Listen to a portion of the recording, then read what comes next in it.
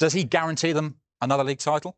I thought before they got Isak, they were guaranteed another league title. I think the signings they've done have been very, very, very good. I think we saw the job Arne Slot done last season. It was a fantastic job. But I think getting Isak, yeah, that tips them. They're favourites anyway, but even more so, you might as well give them the trophy like that. That's my opinion. It might not be everyone's opinion. It's not going to be everyone's in the Premier League and the teams that are fighting for it. But I think Isak, he's the real deal, Jules. He's got all the ability. It won't take him time because he's played in the Premier League for many seasons and delivered. He had an outstanding season last season for Newcastle. Newcastle would be devastated if they lost a player of that calibre. But for me, he's the real deal. He's the complete centre forward. He can do everything. I think he's one of the best around in the world. That's a great finish. He gives the ball away. He scores all kinds of different goals. His movement's good. This is a header that comes to him at the back post. Really good finish. And I like him. I think Liverpool would be outstanding. It'll improve Liverpool and he's an outstanding player. But Newcastle will miss him if the deal goes ahead. 27 goals in all competitions last season, Joby, including, of course, at Wembley against Liverpool in the Carabao Cup final. Newcastle value him at 150 million. The first bid was 110. 150 million pounds. He's clearly very good. Is he worth that? Oh, well, to Newcastle, clearly is, Jules. I mean, you look at the importance with those goals and probably without them, do they do what they did last year and get themselves into the Champions League? So they're in a really strong position, you know, in terms of the time he's got left on his contract. And, you know, he's as important to them as they say he is. And he's worth what they say he is because they're the ones with the power at the moment. So, listen, it's an awful lot of money, isn't it? £150 million. That would make him one of the most expensive players ever. But like Clinton said, for me, if you look in world football, is there a more complete number 9? And I think the way that Liverpool play as well, you know, we saw with Diaz having to drop in at times last year and being that link player as well, he can go in behind. I don't think they're quite going to get to 150, but clearly that's their starting point. And they can be really, really bullish with that figure. I'm sure the Evertonian on the panel is delighted to see news of Isak arriving at Anfield soon. I mean, Joby said that making one of the biggest signings of all time. I think he'd be behind Neymar and Mbappe. He'd be third on the all-time transfer list. I mean, do you put him potentially, given he's still mid-20s, in that bracket?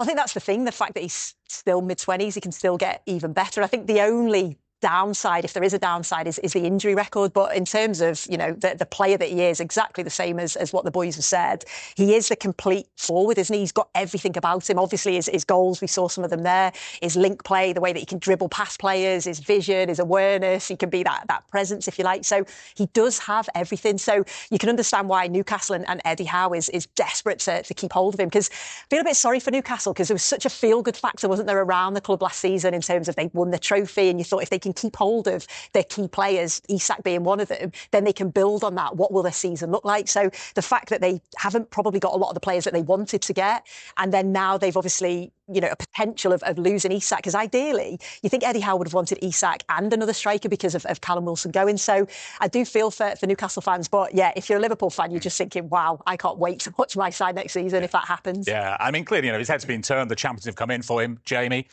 You know, the rest of the Newcastle team are out in Asia. He's been training at his old club in Spain, reported an injury, so couldn't go on the tour. How do you assess the way he's handling all this? I think it's very hard, Jules, unless you're in his position. You know, I think it's very easy for the wider public and football fans to kind of criticise footballers. There's always the perception of there being an ideal way of leaving a football club, and it doesn't always pan out like that. And I think this is kind of a product of that. I think that he's probably not injured.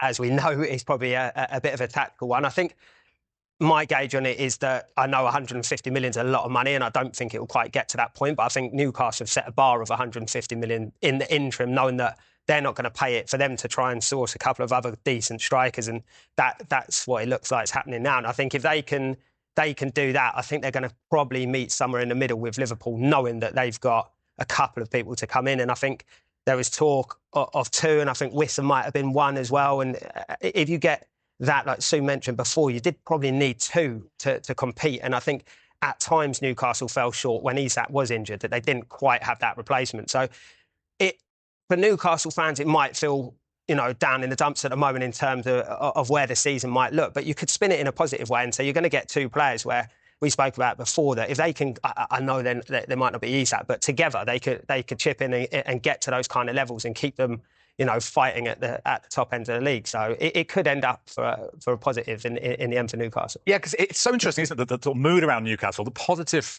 end to last season, the trophy, the Champions League football again, and yet, you know, now they've struggled to bring players in the summer, it seems. Isak, their main man, could be going. But as Jamie says there, Clinton, Mbappe left PSG. they win the Champions League. Coutinho, a few years ago, all Liverpool fans were panicking when he left, and it was actually the making of them. Could this be Newcastle's Coutinho moment? Oh, I'm not sure. If he goes. See, it's a hard one because Isak's leaving, but Isak's no disrespect to Newcastle. Newcastle's a big football club. He's going to a better football club, in my eyes, that have better players in Liverpool. So it's a great move for him. You can understand why he wants to go to Liverpool. But at the same point, I'm like what Sue and the lads have said. I feel sorry for Newcastle because you're right. They had a great season. In particular, Eddie Howe, who's done a fantastic job there. I do think Newcastle's recruitment can be better. They've signed Alanga, who I think will be a good signing. And obviously, we're hearing rumours they're interested in Sesko, who's a very good striker. He's gone in for him. Well, let me tell you, he's a good striker. But do we know if he can come to the Premier League and hit the ground running? That's what we're going to need to have a look at. But we see some of his goals. He can finish. He's got good, as I say, he scores all kinds of goals. But it's a different league to the Premier League. The Premier League's the best league. But he'd be a good signing. And Jamie made a good point. Vissa is a very good signing. If they can get him. I'm not Brentford fans. Don't shout at the TV. I'm not trying to sell your best player. I know you've lost Mbuemo, but if a club like Newcastle come knocking, not being disrespectful to Brentford, and can offer him Champions League football. As a player, that's what you want to do, play Champions League football. So those two signings, if Newcastle can get it, I know if they lose Isak, they're not Isak kind of replacements, but they've brought two in and they've still made money on him. So it could be good business for them. Yeah.